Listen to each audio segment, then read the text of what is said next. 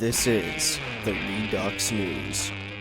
Iran launched over a dozen ballistic missiles against U.S. military and coalition forces in Iraq earlier today. The Pentagon said tensions remained high after the American killing of the Iranian commander Qassem Solemaini and the senior commander of an Iran-backed militia in Iraq. The Pentagon said it was clear that the ballistic missiles had been launched from Iran and that two bases had been targeted. The Secretary of State Mike Pompeo and Defense Secretary Mark Esper were seen arriving at the White House after the attack. Pentagon officials said there was no question about the source of the missiles, and the Iranian government quickly claimed responsibility. The Defense Department said in a statement, "It is clear that these missiles were launched from Iran and targeted at least two Iraqi military bases hosting U.S. military and coalition personnel. It is unclear whether there was any damage or whether there were any casualties." The Iranian state TV report said the operation's name was Martyr Soleimani. It said Iran's Revolutionary Guard's aerospace division that controls the country's missile program launched the attack.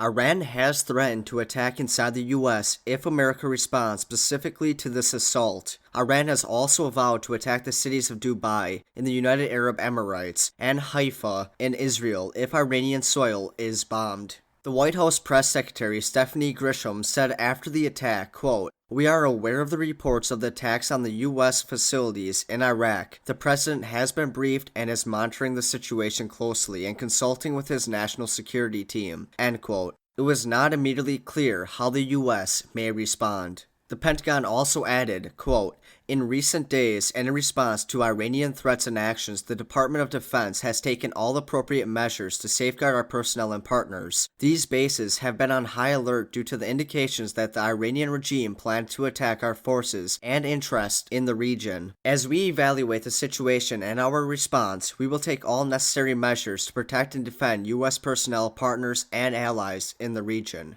The Iran's Revolutionary Guard then warned the U.S. and its regional allies against retaliating over the missile attack in Iraq. The Iran's Revolutionary Guard issued the warning via a statement carried by Iran's state-run IRNA news agency, quote, "We are warning all American allies who gave their bases to its terrorist army that any territory that is the starting point of aggressive acts against Iran will be targeted," end quote. The Guard in the warning also threatened Israel. The latest U.S. intelligence assessment showed Iran had more than 2,000 ballistic missiles. The USS Harry Truman Aircraft Carrier Strike Group had been in the Gulf of Oman along with guided missile destroyers, a guided missile cruiser, and at least one submarine. The Navy warships and submarine together had hundreds of Tomahawk cruise missiles with pre-planned targets locked into their missiles. The ships would be ready to fire if given the order.